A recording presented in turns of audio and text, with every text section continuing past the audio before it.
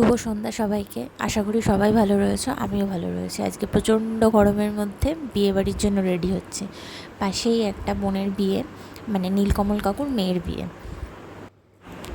আমার প্রতিদেব সকাল থেকে বাড়িতে ছিল না। সে বলল ফুল নিয়ে আসবে, দেখা যাক কী ফুল নিয়ে এসে হাজির হয়। এই 3 বছরে নিজে হাতে করে নিজে পছন্দ করে মনে হয় এই প্রথম আমাকে ফুল এনে দিল মাথায় দেওয়ার জন্য। ফুলগুলো ভীষণ ফ্রেশ ছিল আর খুব সুন্দর গন্ধ বেরোচ্ছিল। প্রচণ্ড গরম হলেও বিকেলের পর থেকে একটা সুন্দর ঠান্ডা ঠান্ডা হাওয়া দিচ্ছিল, সেই জন্যই মনে হয় একটু ভালো করে রেডি হতে পারলাম, না হলে আর রেডি হওয়ার মতো ধৈর্য থাকতো না। ভাই আর আকাশ দুজনে মিলে মুখের ট্যান ক্লিয়ার করতে বসেছে, তাও আবার একবারে বেরোনোর মুখে। আর মোটামুটি সবাই রেডি হয়ে গেছিলো। এটা হচ্ছে আমার কাকিমা, ঠিক আছে। আর এরা এখন সবে ট্যান ক্লিয়ার করছে। মাঝখানে আমার একটু মেকআপ করার ভিডিও নিয়ে নিয়েছে। এর আগেও আমাকে আকাশ অনেক ব্যাপারেই হেল্প করেছে, কিন্তু এইবার একটু বেশিই হেল্প করেছে। আমার চুলে ফুল লাগিয়ে দেওয়া থেকে শুরু করে শাড়ি ধরে দেওয়া সব কিছু করেছে। আজকে আমাকে ভীষণভাবেই হেল্প করেছে। যেহেতু ও কখনো এই কাজটা করেনি, সেহেতু একটু প্রবলেম হচ্ছিলো, তাই জন্য আমি মালাগুলোকে খুলে আগে একটা ক্লিপ লাগিয়ে দিলাম, তারপরে ও ক্লিপটা লাগিয়ে দিল। তারপর ঘুরিয়ে দেওয়ার পরে ও আবার সাইডে ক্লিপগুলো লাগিয়ে দিতে পারবে, তাহলে ওর একটু সুবিধা হবে। নাহলে আমাদেরও দেরি হয়ে যাচ্ছিলো, কারণ মা বাবা সবাই চলে গেছে। মা বাবা, কাকু কাকিমা, ভাই, আমি আর ও, এই 3 জন বাকি ছিলাম যেতে।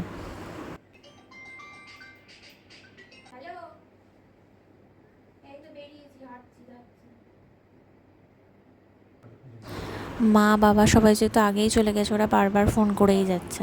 আমি রেডি হয়ে গেছিলাম, শুধু জুয়েলারিগুলো পরলেই হয়ে যেত।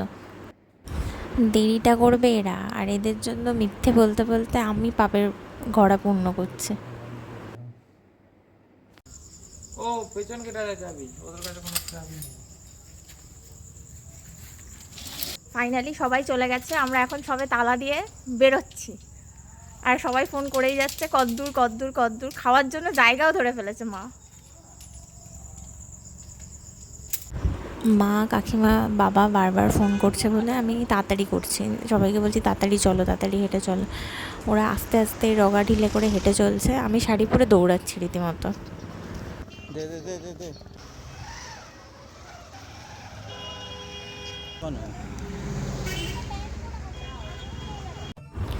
অবশেষে আমরা পৌঁছেছি সবার থেকে দেরিতে। তো মা ব্যস্ত হয়ে পড়েছিল ভীষণই, কারণ বহুত লোক নিমন্ত্রিত ছিল। আমরা ঠিকঠাক টাইমে বসতে পারবো কি না, খেতে পারবো কি না, সেই জন্য। তো গিয়েই তো আর সাথে সাথে খেতে বসে যাওয়া যায় না। আমি একটু স্টার্টার নিলাম, পকোড়া ছিল, পকোড়া নিলাম। তারপরে বউ কোথায় বসেছে, বউ কেমন সেজেছে সেটা তো দেখতে হবে, সেটার জন্য এগিয়ে গেলাম ভেতরের দিকে। তারপরে আমরা একটু বসলাম, যেহেতু ওখানটায় বোনটা যেখানে বসেছিল সেখানটায় প্রচণ্ডই ভিড় ছিল, ওখানে যাওয়া যাচ্ছিল না। একটু ওয়েট করলাম, একটু ফাঁকা হওয়ার পর আমরাও যাব।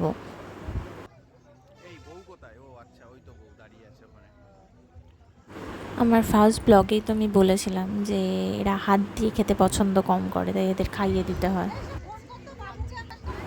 তারপর বোনটার কাছে গেলাম, বোনটার সাথে কয়েকটা ছবি তুললাম, জিজ্ঞেস করলাম শরীর কেমন রয়েছে।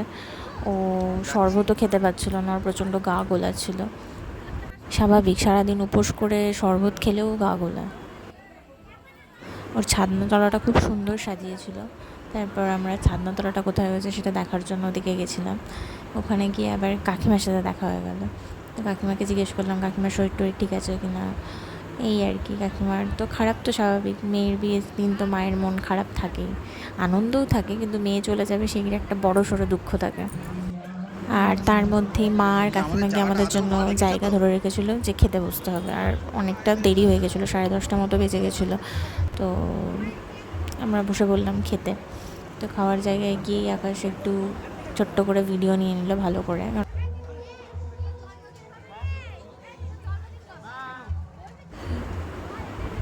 এই যে সৌম্য ভাইয়ের সাথে অর্ণব ভাই রয়েছে, আমি, আকাশ আর সৌম্য একসাথে বসেছিলাম একটা টেবিলে, মা বাবা আর কাকিমা বসেছিল আরেকটা টেবিলে।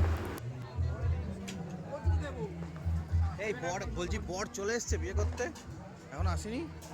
বিয়ে করতে নাকি? হ্যাঁ, অর্ণবকে নিয়ে নিয়েছি তো।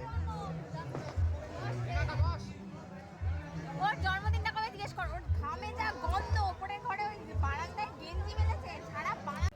মা আর কাকিমা যুদ্ধ করে জায়গা রেখেছে, যুদ্ধ করতে করতে ক্লান্ত। সৌমও রেডি হয়েছে যেতে ক্লান্ত, আর আমি গিয়ে আমার হাতে যে আঁচলটা বেঁধেছিলাম সেটা খুলে গেছে, ওটাকে ঠিক করতে ব্যস্ত। ভাই যেখানে বসেছিল জায়গাটা এবড়ো খেবড়ো ছিল, ওর পাশে নাকি আরেকজনকে বসাবে, সেই জন্য চেয়ার নিয়ে এসছে। ওখানে বসতে না পেরে মাঝখানে চেয়ারটা রেখে চলে গেলাম, রাস্তার মাঝখানে। সবার যাতায়াতে অসুবিধা হবে এবার।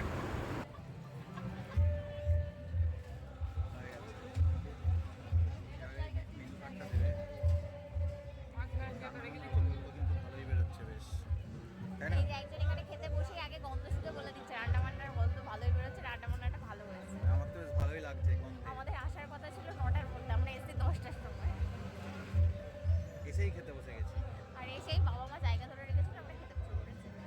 টেবিলে প্লেট দেওয়ার সাথে সাথে এদিকে বর আসতে শুরু করেছে। আকাশ তাড়াতাড়ি গেছে যে বর নাকি হেঁটে হেঁটে আসছে সেটা দেখার জন্য, যে বর হেঁটে হেঁটে আসছে, এটা বেশ নতুনত্ব বিষয়। হেঁটে হেঁটে তো সাধারণত কেউ যায় না, সেই জন্য ও দেখতে গেছে যে সত্যিই হেঁটে হেঁটে আসছে কিনা, কারণ এই বোনটার আর এই ভাইটার বাড়ি খুব কাছাকাছি। লাভ প্লাস অ্যারেঞ্জ ম্যারেজ, সেহেতু একটু ডিস্টেন্সটা কম, সেই জন্য ওরা ভেবেছে যে হেঁটে হেঁটে আসবে। কিন্তু স্বাভাবিক, যত কাছেই হোক বর বলে কথা, বড় একটা তো একটা আলাদা বিষয় থাকে, তো হেঁটে আসাটা একটু কমই দেখা যায়। তো যাই হোক, সেটা দেখতে গেছিলো। গিয়ে এই বাজি ফাটাচ্ছিল, ওরা ঢুকছিল যখন। প্রথমে আমাদের ডিমের টেবিল দেওয়া হয়েছে। আকাশ তো প্রথমে ছিল না, ওর টেবিলটা আমি রেখেছিলাম, নিয়েছিলাম। আর তারপর ডাল, চিপস, তারপর কাতলা মাছ, ফ্রাইড রাইস, চিকেন। সব রান্নাগুলোই ভালো ছিল, ফ্রাইড রাইসটা অসাধারণ সুন্দর করেছে। তারপর চাটনি, পাঁপড়, মিষ্টি।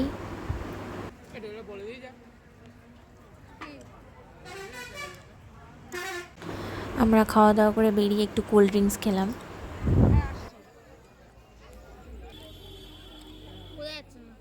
হ্যাঁ বোঝা যাচ্ছে যে তোমারটা সাদা আর আমারটা কালো। আমি যেহেতু বর দেখিনি, সেহেতু আবার ভেতরে গেলাম বর দেখার জন্য। তো বর গিয়ে তো দেখতেই পেলাম না, বর কথায় ব্যস্ত ছিল, মানে শলা পরামর্শ চলছিল কিছু নিয়ে, একটা জোর তোর আলোচনা। এই দাদাটা কিছুদিন আগে একটা মাংস রান্নার ব্লগ ছেড়েছিল, সেটা দেখে নিয়ে আকাশ আবার ওই দাদাটাকে বললো যে রান্নাটা খুব ভালো হয়েছিল। তোর মাংস রান্নাটা ভালো হয়েছিল। হ্যাঁ সুন্দর হয়েছিল মাংস রান্নাটা। এবার গুটি গুটি পায়ে আমরা বাড়ির দিকে যাচ্ছি। আসার সময় ভীষণ এক্সাইটমেন্ট ছিল, চলো চলো চলো বিয়ে বাড়ি। খাওয়া দাওয়ার পরে আর এক্সাইটমেন্ট থাকে না, আর গরমও লাগছিলো, বাড়ি যেতে হবে এবার। এটা দোয়ের বাজারের যে মোড়টা, সেই মোড়টা। আমরা ভেবেছিলাম যে একটা লিমকা নেব, কোনো দোকানেই আমরা লিমকা পেলাম না, তো হতাশ হয়ে আস্তে আস্তে বাড়ির দিকেই যাচ্ছি।